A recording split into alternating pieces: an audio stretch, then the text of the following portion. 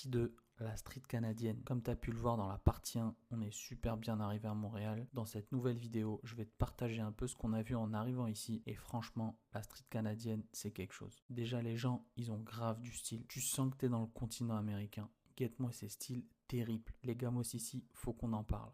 Je savais pas, mais ils sont sacrément avancés sur les véhicules électriques. Ils ont carrément des modèles de Hummer en 100% électrique. Petite locomotive à l'ancienne et gros classique, le school bus jaune. Et ça vient même de New York pour passer du temps ici. 40 pots de Nutella normal et encore il y en avait là sur le côté. Des chats qui jugent les passants, des marmottes qui se prennent pour des chats. Niveau météo, on a eu beaucoup de chance.